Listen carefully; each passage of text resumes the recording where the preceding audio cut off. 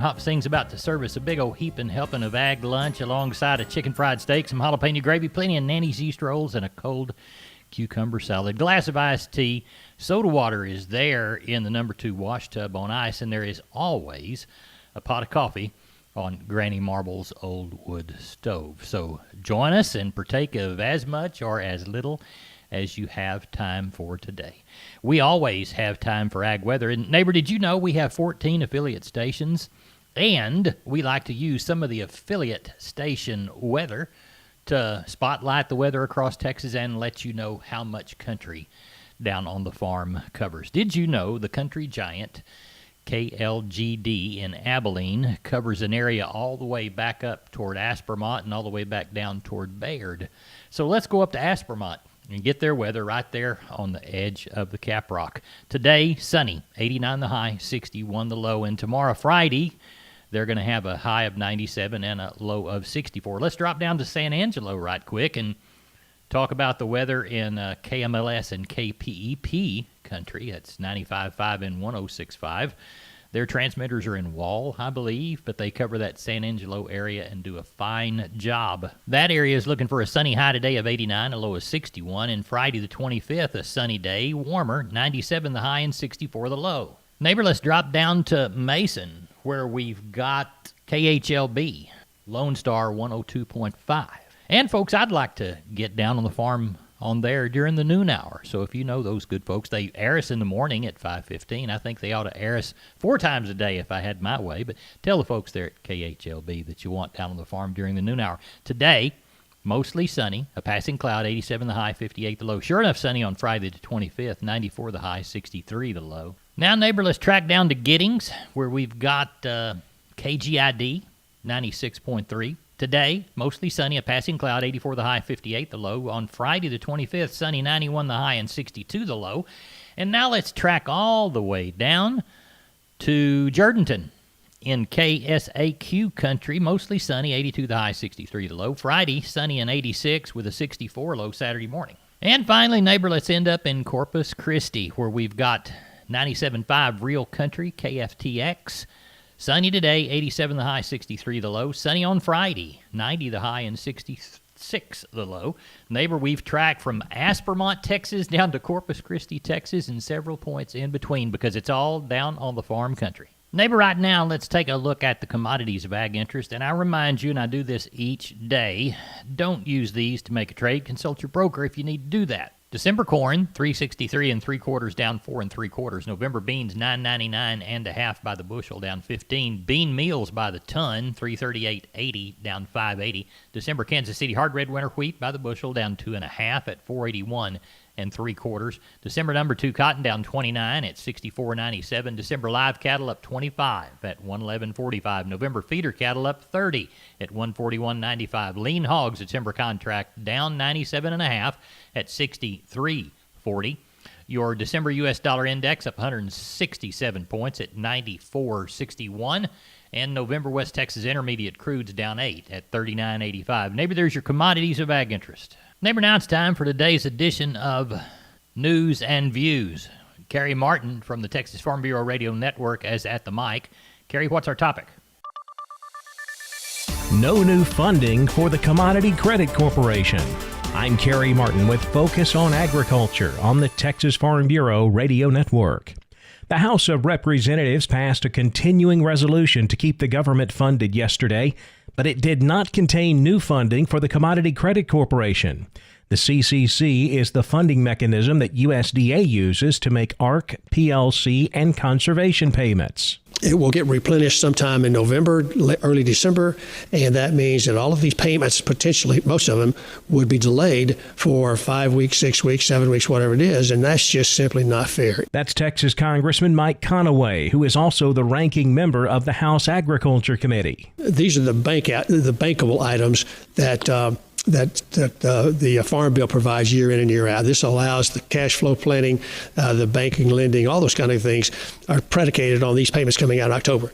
And my Democrat colleagues have chosen to not do that. Conaway says he offered an amendment to the CR during debate yesterday, which would have restored the CCC funding, but it was rejected.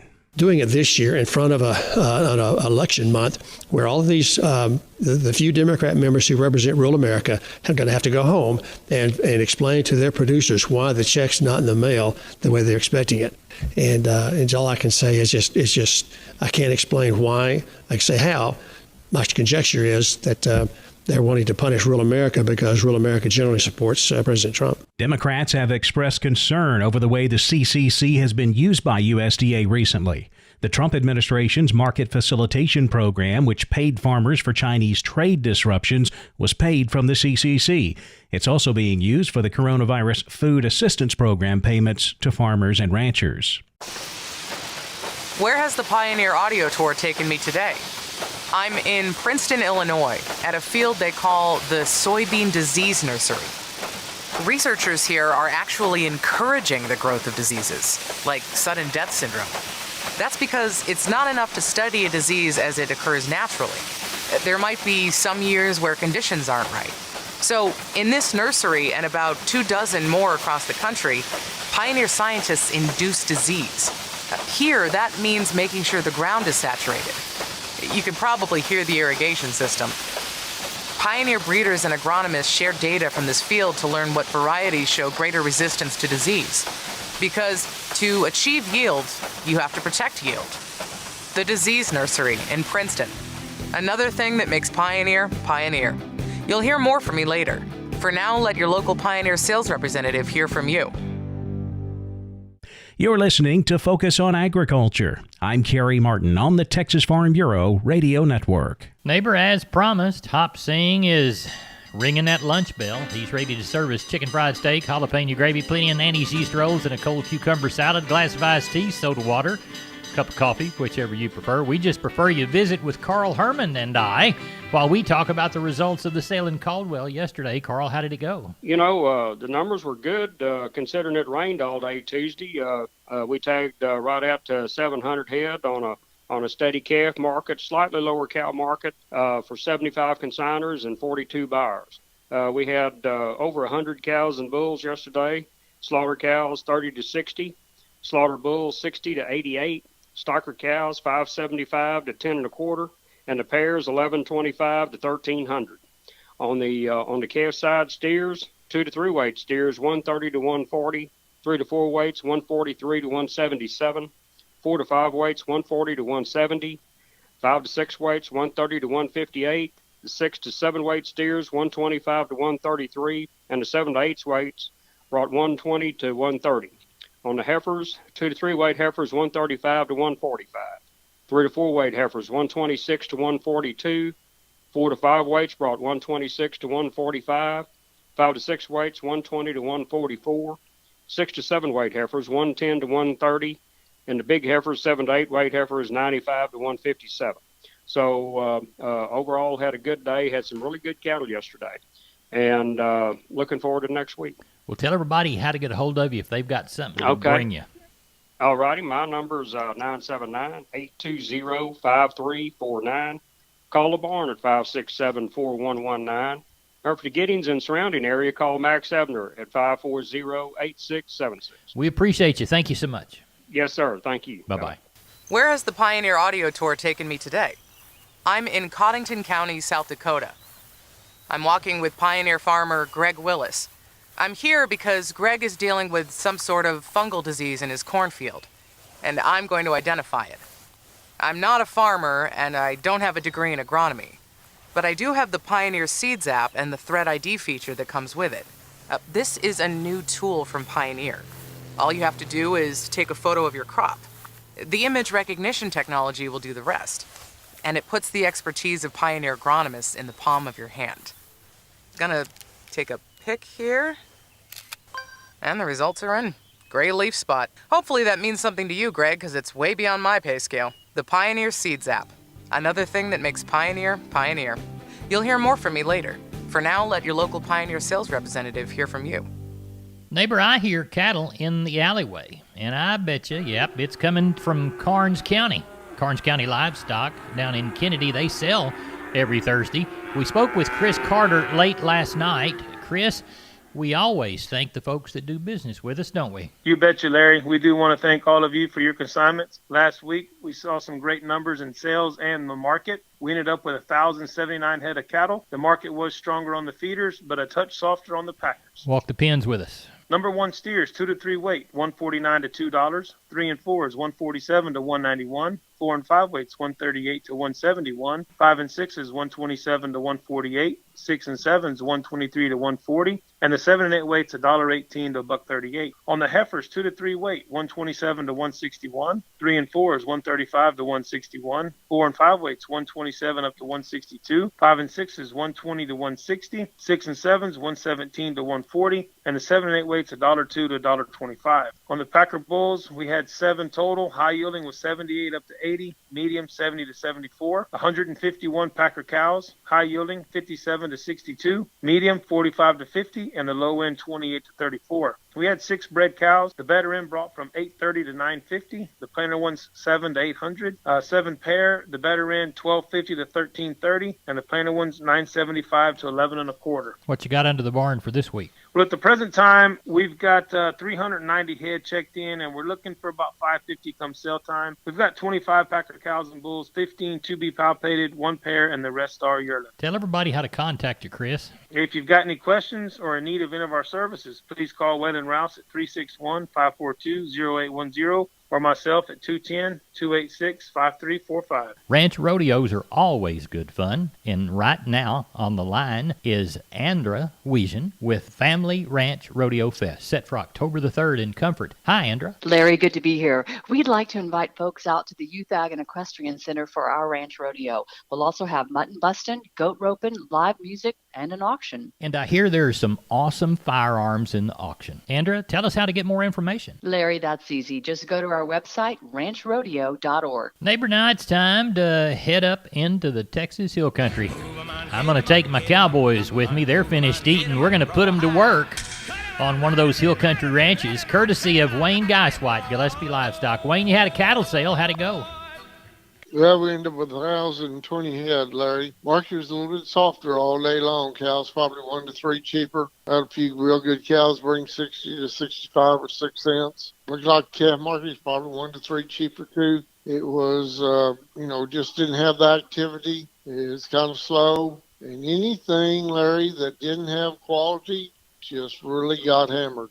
It's that time of year. We're already experiencing mornings in the 50s and afternoons in the 80s. Right. 30 to 40 degree swing. Seeing some health issues. Everybody's got to make sure the animals are healthy.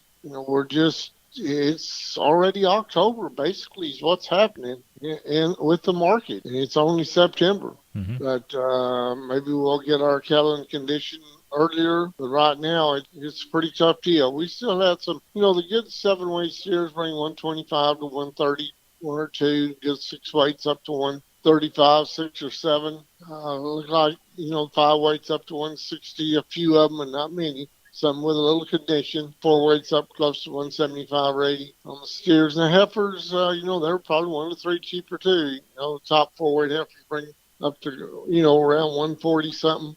5 weights, low 130s, 6 weights up to 125. But it was just one of those days. Right. People might be thinking about, if we're going into times like this, they're going to have to pay for some good bulls and get good bulls on these cows, where we as auction ring people and buyers will also give more money for the good cattle. Good will always bring better than the one that's not so good. And the quality stays steady all day long. It makes it better on everybody. Talk to us about next week's sales. Well, I'm sure the sheep and goat run will be 3,500 to 4,000 again. Have 100 head of real fancy boar cross nannies. Supposed to be 3 to 7 year old coming in. So we should have a good run there. And the cattle sales, it's that time of year where we're on 1,000, 12, 1,500. I don't know how it gets to 1,500, but, they're talking about it being dry. And I'm sure the runs will jump up quite a bit. Tell everybody how to contact you. We're at 830-997-4394.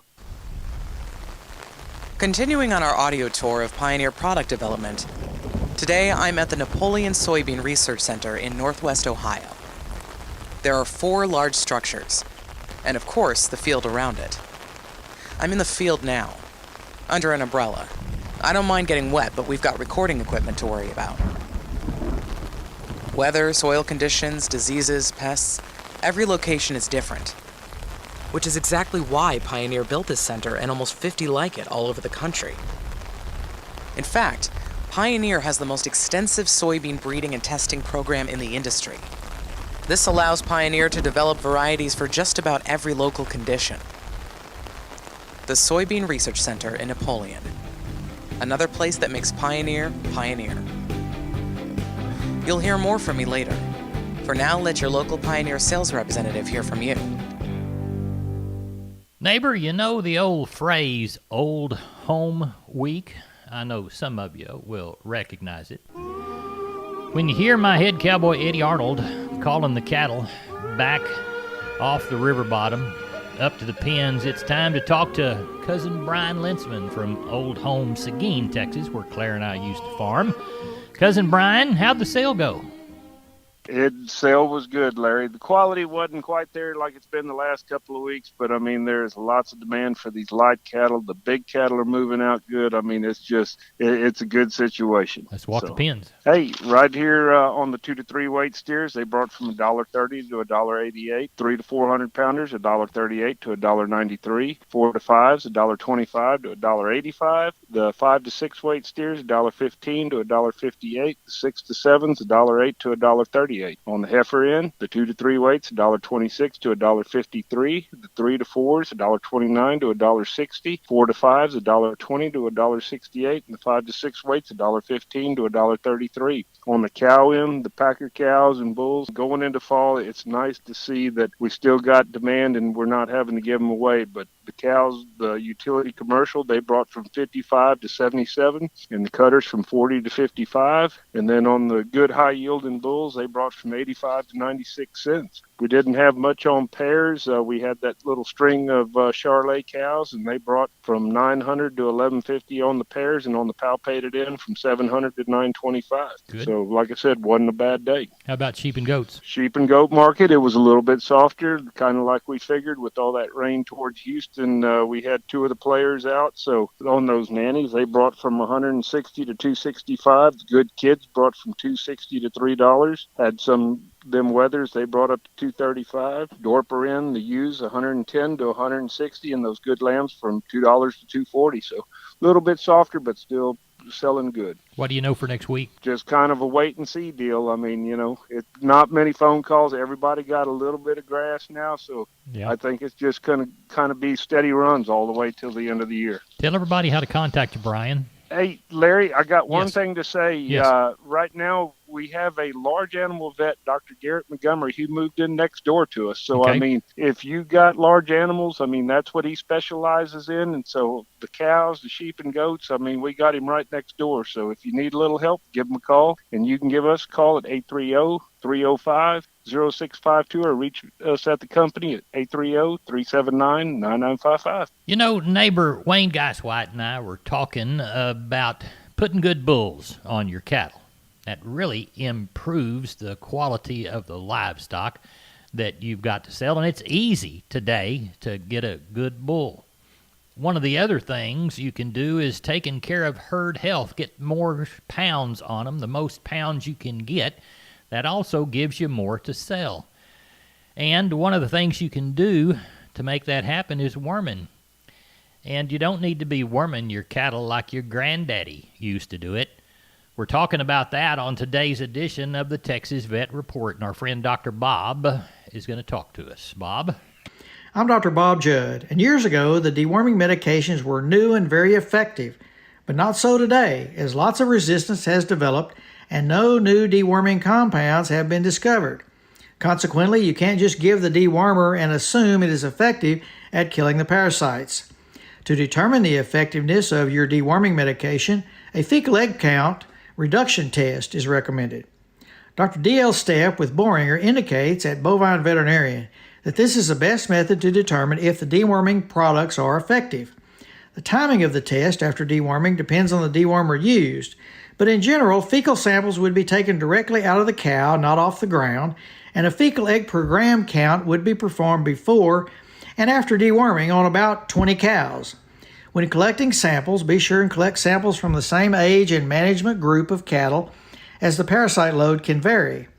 It is also important to administer the deworming products according to the label instructions. The products were tested according to the label, and if the label is not followed, the product may not be effective. The product must be stored correctly, and the animal must be dosed according to their weight. If you administer a lower dose than recommended, resistance is likely to develop, so make sure you determine the animal's weight as close as possible, so you will be using the correct dosage. You cannot dose on the average weight of the herd, and investing in a scale at your chute may be cost effective by using the correct dose of dewormer and killing more parasites. It will also prevent you from overdosing and save you money. Where has the Pioneer Audio Tour taken me today? The road. I've been driving for a short while, but this is the beginning of a long summer. Last year, to learn about Pioneer's R&D pipeline, I went to 16 different places across the country. This year, I'm going to 9 more. Let me just take a turn here. Right now, I'm somewhere in the Missouri boot heel, but I'm going all over the place. By the end, I'll have gone to research facilities, farmers' fields, seed treatment labs, and more, each with a specific purpose in Pioneer's R&D pipeline. But here's the thing. Individually, each place is interesting, but together, they are part of Pioneer's massive local and national footprint. And that's the thing that makes Pioneer Pioneer. You'll hear more from me later. For now, let your local Pioneer sales representative hear from you. That's today's Texas Vet News. Thanks for listening. I'm Dr. Bob Judd, and this is the Texas Farm Bureau Radio Network. Neighbor, it's time to take a look at the grains courtesy of John Tuggle. Call 800-288-4453. Number 2 or better, Milo through Corpus in September. D's plus $2, $10.15. Progresso $8.50. Number 2 or better, Yellow Corn through Corpus Christi in September. D's plus $35, $403.5. Houston D's plus $30, $398.5. And Progresso $7.90. Hard red winter wheat through Corpus in September. D's plus $75, $5.59 and a quarter. Houston D's plus $1 bill, $5.84 and a quarter. Number 1 beans to Houston, September October delivery. November less 15, $9.99 and a half. Placido will say November less 60, $9.54 and a half. And finally, taking a look at cotton. Neighbor, we moved 279 bale of East Texas cotton, 2,597 bale of West Texas cotton. As I look across the prices, looks like on the low side it was about 58 and a quarter. On the high side, it was 61.25. And neighbor, if you know the way down on the farm works and the things that we do each day here at the kitchen table, you'll realize that concludes today's edition of our program. We appreciate you listening. Catch us on one of our affiliate stations. Catch us on one of the social media platforms for our live stream at 12:30 each day. But catch us. We love you, neighbor. Good day.